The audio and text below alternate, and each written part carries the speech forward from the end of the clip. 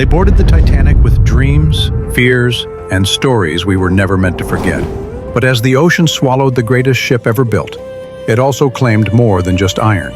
These are the faces behind the tragedy. 30 passengers who lived, loved, and vanished into legend. And while their names may have faded, their stories haven't. Stay with us, because the most iconic names, the legends, are waiting at the end. You'll want to see who they are. John Jacob Astor IV, 1864 to 1912, was a wealthy American business magnate, inventor, author, and military officer. A prominent member of the Astor family, he was the richest passenger aboard the Titanic and died when it sank in 1912. His net worth at the time was approximately $87 million, about $2.83 billion in 2025. Astor authored a science fiction novel, A Journey in Other Worlds, 1894, and held several patents, including a bicycle brake and a gas-producing device. He served as a colonel on New York's governor's staff and personally funded the Astor Battery during the Spanish-American War, later serving in Cuba as a lieutenant colonel in the U.S. Volunteers. Margaret Brown, 1867 to 1932, later known as the unsinkable Molly Brown, was an American socialite, philanthropist, and survivor of the Titanic disaster in 1912. Though she urged lifeboat number 6 to return for more survivors, her efforts were unsuccessful. Originally called Maggie by friends, she gained fame posthumously as Molly Brown. Born into modest means, she moved to Leadville, Colorado at 18 and worked in a dry goods store. In early 1912, while in Paris visiting her daughter, she booked Titanic passage after hearing her grandson was ill. Her daughter was meant to join her, but changed plans at the last minute. Brown's survival brought her national fame, which she used to champion women's rights, workers' rights, education, historic preservation, and to honor the bravery displayed during the Titanic tragedy. Isidor Straus, 1845 to 1912, was a Bavarian-born American businessman, politician, and co-owner of Macy's department store. He briefly served as a U.S. congressman for New York from 1894 to 1895, where he supported tariff reform. Straus and his wife Ida died together in the sinking of the Titanic on April 15, 1912. Known for their devotion, Ida famously refused a lifeboat to stay with her husband. Their story has been portrayed in multiple Titanic films, including the 1997 version, where they're seen embracing as water floods their stateroom. Edward John Smith, 1850 to 1912, was a British sea captain and longtime officer of the White Star Line, ultimately chosen to command the RMS Titanic on its ill-fated maiden voyage.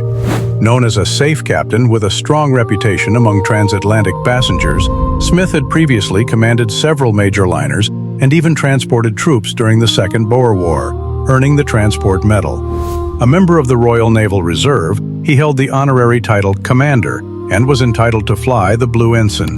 It was widely believed that Titanic would be his final voyage before retirement, which made his death in the disaster even more tragic. Conflicting reports emerged about his final moments. Some accounts claim he went down with the ship from the bridge, while others speculated suicide, but his true fate remains uncertain. He is remembered as the captain who met his end alongside the ship he commanded. J. Bruce Ismay, 1862 to 1937, was the chairman of the White Star Line and the highest-ranking official to survive the Titanic disaster in 1912. The son of the company's founder, Ismay oversaw major expansions of the fleet, including the luxurious Olympic-class ships, Olympic, Titanic, and Britannic. He controversially approved reducing Titanic's lifeboats from 48 to 16, the legal minimum at the time. After surviving the Titanic's sinking, Ismay faced public outrage. Branded a coward, he was widely condemned by the press in public for boarding a lifeboat while others remained aboard. Despite his earlier business successes, Ismay's reputation never recovered. His later years were marked by poor health, including diabetes and amputation, and he died in 1937 at age 74, leaving behind a large personal estate. His legacy remains one of the most debated in Titanic history. Benjamin Guggenheim, 1865 to 1912, was a wealthy American businessman and member of the prominent Guggenheim family. He boarded the Titanic with his mistress, Leontine Hobart, valet Victor Giglio, and others. Guggenheim traveled first class and was one of the most well-known American passengers aboard. He reportedly slept through the collision, only waking when his party alerted him. After helping the women with life belts and guiding them to lifeboats, Guggenheim and his valet chose to remain aboard, changing into formal evening wear. He is remembered for his calm bravery, allegedly stating, "We've dressed in our best and are prepared to go down like gentlemen." Both men died in the sinking, and their actions were later praised by crew who witnessed their composure and selflessness. Lucy Noel Martha Leslie, Countess of Rothes, 1878 to 1956, was a British socialite, philanthropist, and a celebrated heroine of the Titanic disaster. Known for her beauty, charm, and dedication to charity, she was deeply involved in fundraising for hospitals, schools, and wartime nursing. During the Titanic sinking, Lady Rothes took an active leadership role in her lifeboat, steering the tiller and helping row the boat to safety. Her calm and optimistic demeanor encouraged fellow survivors during the ordeal.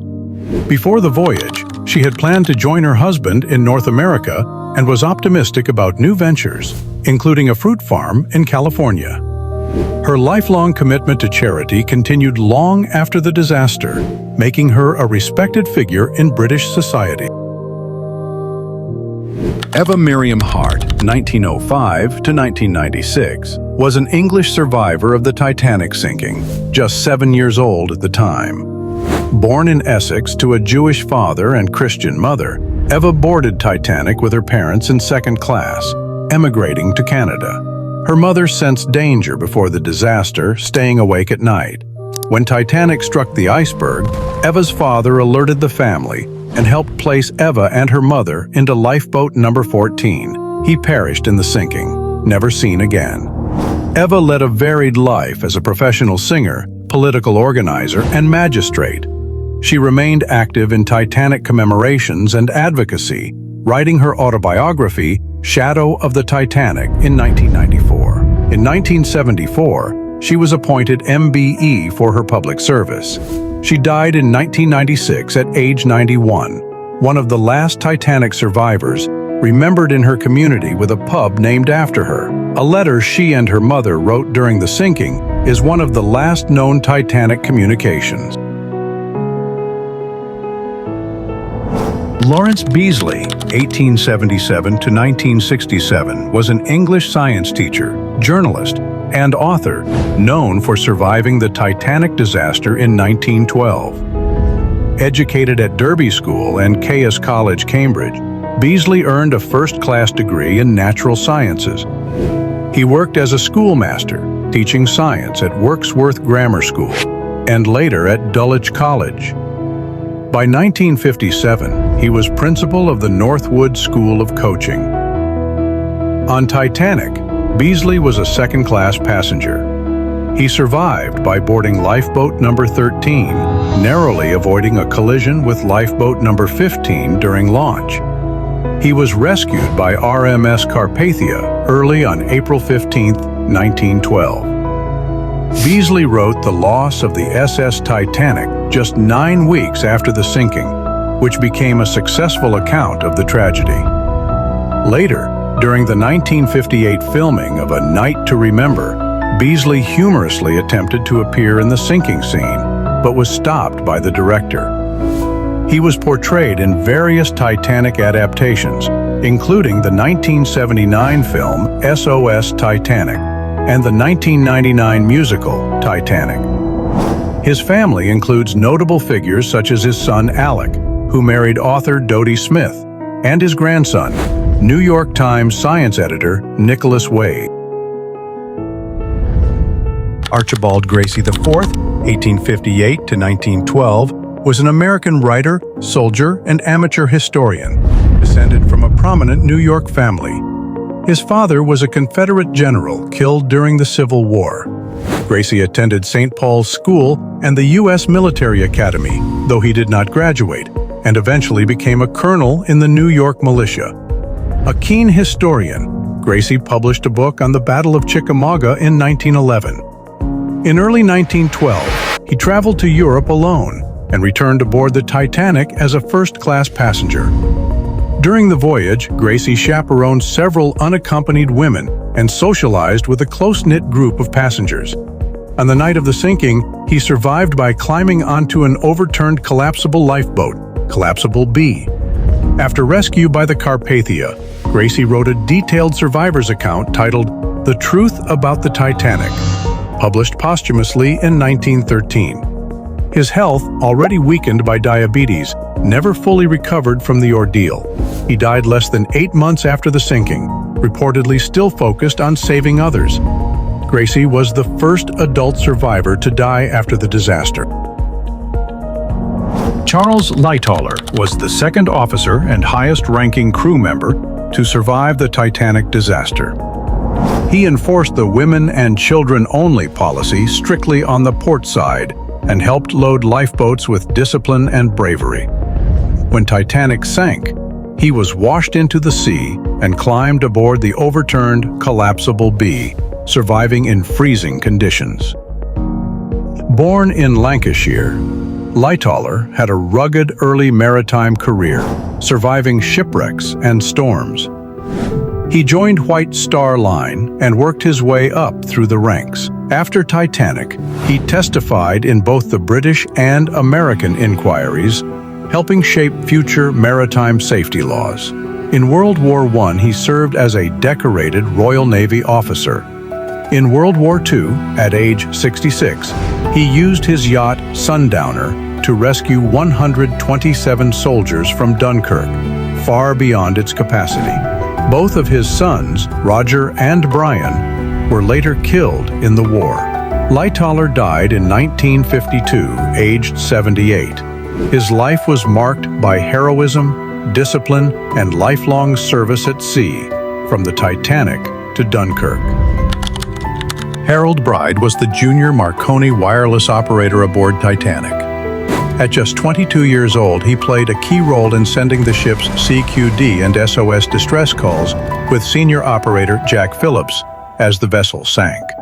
Bride worked tirelessly alongside Phillips, who remained at his post until the wireless room was overcome by water. Bride was washed off the deck during the final moments, but managed to climb onto Collapsible Lifeboat B, the overturned raft that also carried Officer Charles Lightoller. Despite a sprained ankle and frostbite, he survived the night and was rescued by RMS Carpathia, where he continued assisting with wireless transmissions.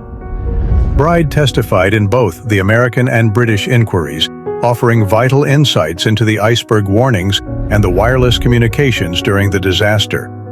He received public praise and was briefly celebrated in the media, but later withdrew from public life. He served in World War I as a wireless operator, later marrying Lucy Downey and settling in Glasgow, Scotland, where he worked as a pharmaceutical salesman and later a caretaker at Provan Hall. Deeply affected by Phillips's death, he rarely spoke about the sinking again. Harold Bride died of lung cancer in 1956 at age 66.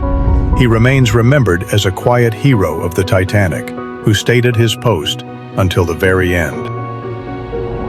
Jack Thayer was a 17-year-old first-class passenger returning from Europe with his wealthy parents.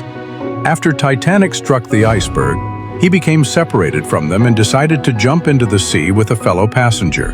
He survived by climbing aboard the overturned Collapsible B lifeboat, alongside other survivors like Lightoller, Bride, and Gracie. He was eventually rescued by Lifeboat 12 and brought aboard RMS Carpathia. His father perished in the sinking, but his mother survived.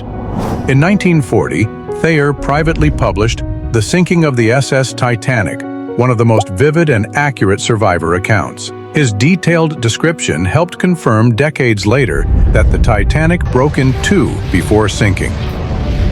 After graduating from the University of Pennsylvania, Thayer served in World War I, married Lois Cassatt, and had several children.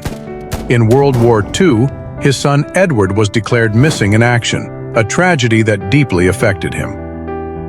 After his mother died on the exact anniversary of the Titanic's sinking in 1944, Thayer fell into depression. He died by suicide in 1945 at the age of 50.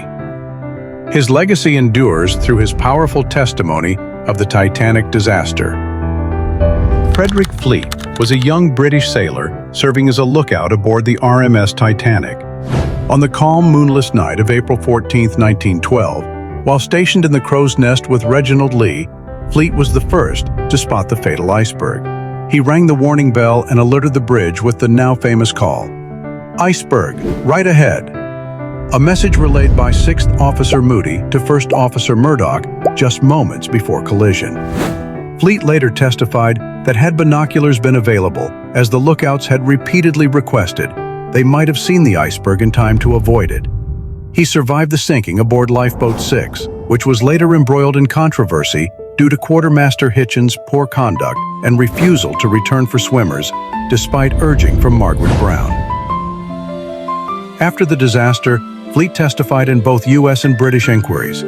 He continued sailing for decades, serving in both World Wars, and later worked at Harland & Wolff shipyards in Southampton. However, in later life, he faced financial hardship and personal tragedy. After the death of his wife in 1964, Fleet was evicted by her brother and died by suicide in early 1965 at age 77. He was buried in an unmarked pauper's grave, which remained nameless until 1993, when Titanic enthusiasts raised funds for a headstone engraved with the image of the ship he once served on. Dorothy Gibson was a rising silent film star, vaudeville performer, and famous model, often called the original Harrison Fisher Girl. By 1912, she was a household name in early cinema, known for her naturalistic acting style and comedic timing. She boarded the Titanic in Cherbourg with her mother, and when the ship struck the iceberg, she escaped in Lifeboat 7, one of the first to be lowered. Just weeks after surviving, Dorothy shocked the world by starring in and co-writing the very first Titanic movie, Saved from the Titanic, 1912, wearing the very clothes she wore during the disaster. The film was a hit, but is now lost. Her life afterward was as dramatic as any film. She had a scandalous affair and brief marriage to film tycoon Jules Brulatour, was involved in a deadly car accident, and moved to Paris to escape public scrutiny. During World War II, she became entangled with fascist politics in Italy, but eventually renounced her ties and escaped prison with the help of the Italian resistance and a Catholic cardinal.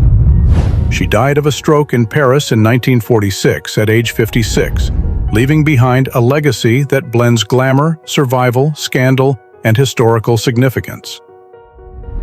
Milvina Dean was the youngest passenger on the Titanic, just 9 weeks old, and would go on to become the last living survivor of the disaster. She boarded the Titanic with her parents and older brother, emigrating from England to Kansas. When the ship struck the iceberg, her father felt the impact and rushed the family to the boat deck. Milvina, her mother, and brother escaped in Lifeboat 10, but her father perished and was never identified. After the tragedy, the grieving family returned to England aboard the RMS Adriatic. As the youngest survivor, baby Milvina received widespread media attention, described as the pet of the liner by the press. She later worked as a cartographer during World War II and retired as a secretary in 1972. For much of her life, she stayed away from Titanic events, only becoming involved in her 70s. She refused to watch James Cameron's Titanic, fearing the emotional impact. In her 90s, as health costs mounted, she was forced to sell Titanic memorabilia. This led to the creation of the Milvina Fund, where Titanic stars Leonardo DiCaprio, Kate Winslet, James Cameron, and Celine Dion contributed thousands to support her. Milvina died on May 31, 2009, aged 97, fittingly, on the 98th anniversary of Titanic's launch. Her ashes were scattered at sea in Southampton, the port where her family's journey had begun. The stories of these 20 passengers remind us not only of the tragedy that struck the Titanic, but also of the incredible courage, hope, and humanity that shone through the darkest night. Each life, lost or saved, carries lessons of resilience, compassion, and the fragile value of time. Lessons we carry forward in our own journeys. If these stories touched your heart, please like this video and subscribe to our channel to join us for the next episode, where we'll uncover more remarkable lives from the Titanic's voyage. We'd love to know comment below with the names of Titanic passengers you want to hear about next. Your curiosity helps keep their memories alive, inspiring us all to learn and grow from their experiences. Together, let's honor their legacy and remember that even in the face of tragedy, the human spirit endures.